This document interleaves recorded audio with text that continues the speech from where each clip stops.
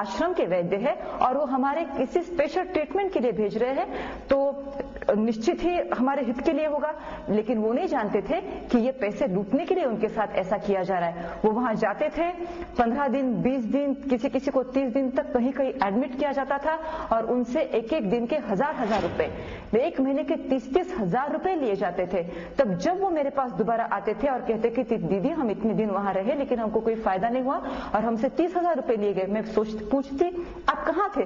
तो हमें बड़ौदा में किसी सेंटर में एडमिट किया था, कोई कहेगा कि दिल्ली के किसी सेंटर में एडमिट किया था, कोई कहेगा कि यहाँ अहमदाबाद के किसी सेंटर में। तो मैं कहती थी हमारा इस प्रकार का कोई भी सेंटर आश्रम के बाहर नहीं है। जितनी वैद्यकीय सेवाएं है वो आश्रम के अंदर है। आश्रम के बाहर जो भी है आप कोई भी बिना हमें पूछे, बिना हमें सूचित किए कृपया न जाए, क्योंकि ये आपके साथ धोखा हो रहा है। आपसे पैसे लूटने का ये एक सरासर एक विथ प्लान, ये एक साजिश है और जिसके शिकार आप न बने।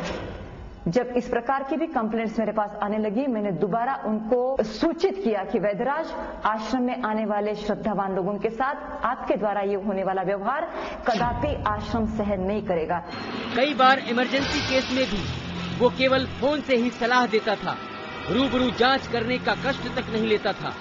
श्रद्धालु भोले भाले भक्तों का उन अन्य डॉक्टरों को केस रेफर करता था जिनके साथ में उसका कमीशन का सेटिंग होता था। सुनिए उन व्यथित हृदय मरीजों की कहानी उन्हीं की जुबानी। मेरा नाम मेहर चंद है, मैं दिल्ली सेक्टर 8 रोहिणी रहता हूँ। मेरा हार्डवेयर का व्यापार है चावड़ी बाजार दिल्ली में। मैं काफी समय से बीमार चल रहा था और मुझे पता लगा कि वैद्य द्वारा आयुर्वेदिक चिकित्सालय चलाया जाता है। मैं धीरे धीरे पता करते एक दिन उनके यहाँ पहुंचा तो वहां मुझे वैद्यराज अमृत भाई मिले। मैं वैद्य जी से दिखाने के लिए अंदर गया। उसके बाद उन्होंने मेरे से कहा भाई कुछ टेस्ट करवाने पड़ेंगे। पहले तो उन्होंने मेरे को बड़े नॉर्मल से टेस्ट बताए, मैंने टेस्ट करवाए। वो हमारे यहाँ आए फिर एक दिन रुके। उस बातों बातों में फिर उन्होंने मेरे को बताया भाई कुछ और भी मरीज हों, आपके रिश्तेदार वगैरह हों जिनका असाध्य रोग हो, जो ठीक ना हो पा रहे हों, तो मैं उनको भी ठीक कर देता हूँ। इस दौरान मैंने उनसे कहा भाई चलो मैं बात करूंगा। हमारे यहाँ कई दुकानदार भी थे, उनसे मैंने बात करी तो कईयों को मैंने घर बुलाया भी। तो उन्होंने कहा जी, घर बुलाने पर मैंने उनको वहां बिठाया। वैद्य जी ने उनको देखा। उनको देखने के बाद उन्होंने उनसे कहा भाई किसी को कुछ टेस्ट कराने पड़ेंगे, किसी को ये भयंकर टीबी का रोग है, किसी को हो सकता है कैंसर हो जाए, इसके लक्षण ऐसे दिखाई दे रहे हैं, वैसे दिखाई दे रहे हैं। उसके बाद उन्होंने धीरे धीरे उनसे पैसे मांगने शुरू करे कि भाई मेरे को 10,000 रुपये आप जमा कराओ, 2,000 रुपये आप जमा कराओ, 1,500 रुपये, 1,000 रुपये, किसी को कितने। कहते कहते सब ने धीरे धीरे पैसे जमा कराने शुरू कर दिए। तो उसके बाद उन्होंने कहा भाई इनका ये इलाज होगा, किसी का कुछ इलाज होगा, किसी का कुछ इलाज होगा। उन्होंने कहा भाई अब अगली बार आऊंगा तो बात करूंगा। अगली बार आए तो उन्होंने फिर सबसे वही टेस्ट करवाने के लिए कहा, दवाइयां दी। कईयों का कुछ रोग ऊपर नीचे हुआ होगा, कुछ ठीक हुआ या नहीं हुआ। उन्होंने जो संपर्क नंबर मेरे को दिया था उस संपर्क नंबर पे मैंने फोन करा एक दिन। मैंने कहा पता तो करूं वैद्य जी का कि आज आ रहे हैं या कब आ रहे हैं। लेकिन मैंने संपर्क किया तो वहां मेरे को पता चला कि भाई वो तो नंबर ही नहीं मिल रहा उनका, वो नंबर ही कट गया है। तो मैंने आश्रम के नंबर पर फोन करा, तब मुझे पता लगा कि वो तो आश्रम ही छोड़ गए हैं। मैं ईना टक्कर डोंबिवली में रहती हूँ। 1998 में मेरा भाई भरत, जो उसका दोनों किडनियां फेल हो गई, हमें डॉक्टर से पता चला तो मैं अमृत भाई के पास दवाई के लिए उसको लेके गई। उस वक्त उन्होंने मुझे 400-500 रुपए की एक दवाइयां लिख के दी और वो दवाइयां मैं बाहर से खरीद पाऊं उस कंडीशन में नहीं थी। मैंने उनसे बोला भी था कि अमृत भाई मैं पैसे वाली नहीं हूँ, मेरे पास इतना पैसा नहीं है, मैं अपना घर कैसे चलाती हूँ वो मुझे मालूम है, मैं इतनी महंगी दवाइयां नहीं ले सकती। अगर उनको पता चले कि कोई इंसान एक पैसे वाला है और उसकी बीमारी कुछ हल्की से दवाई में ठीक होती है, उन्होंने उस वक्त वो गरीबों को दवाइयां पैसों से ज्यादा लूटने के लिए उनको ऐसी दवाइयां देते थे, उससे फायदा नहीं होता था। फिर दूसरों का नाम देते थे, दूसरी जगह से बेचते थे, फिर पंचकरण विधि कराओ, मतलब लोगों को उस तरह से वो उनका शोषण भी करते थे। तो वो खुद ही गलत आदमी, और जो खुद गलत रहेगा वो कभी सच्चाई को पहचान नहीं पाएगा।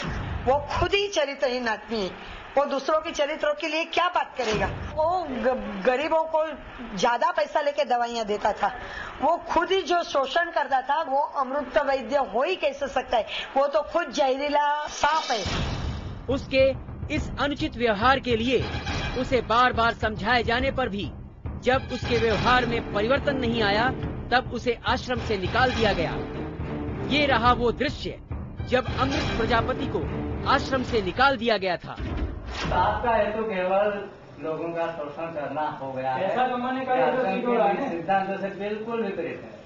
और उसके लिए हम आश्रम वाले आपको मदद करें, आश्रम की ओर से आपको अलग अलग स्थान पर पैसा से मिलने का मौका दे, ये तो शोषकों को समर्थन देने की बात है।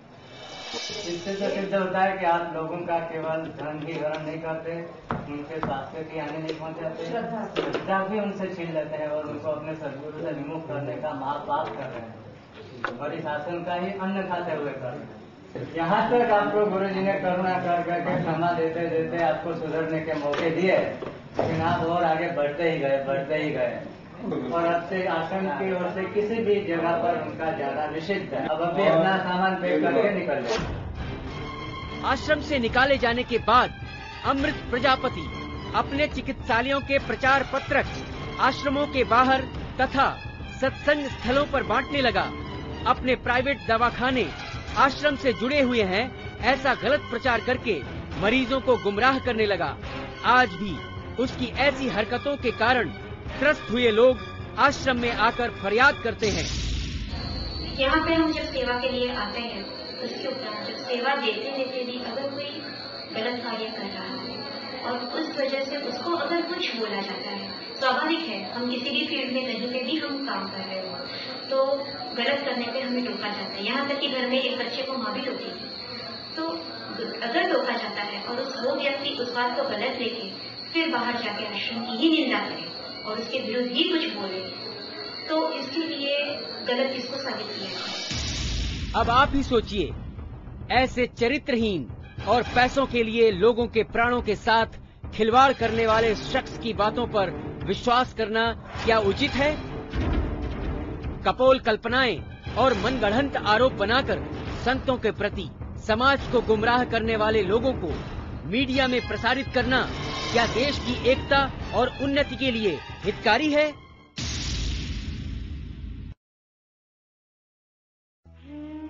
संतों का हो रहा संगम, संत ही तीर्थ हैं जंगम। पूज्य बापूजी लोक संत हैं। भारत के विभिन्न गणमान्य नागरिक एवं प्रतिष्ठित संत उनके प्रति प्रगाढ़ आत्मीयता का भाव रखते हैं।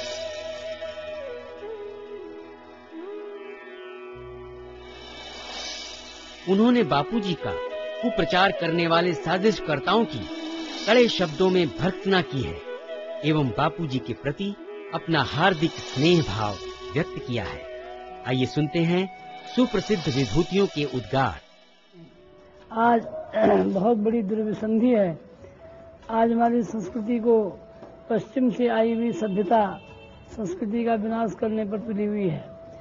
कांची के शंकराचार्य रहे हों और चाहे आज के संत महात्मा रहे हों, उनके द्वारा बनाए हुए संस्थानों को आज कुछ पश्चिम के लोग जो हैं, पश्चिम के लोगों की संस्कृति नष्ट करना चाह रही है।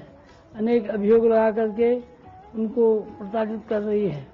ये एक बहुत ही देश के लिए हानिकारक बात है। इसलिए इस संस्कृति की रक्षा करने वाले लोगों को कमर कसना चाहिए और संस्कृति की रक्षा करनी चाहिए। आज चाहे वो आसाराम जी हों, उनके स्कूलों के बच्चे हों और चाहे कोई दूसरे तीसरे लोग हों, उन पर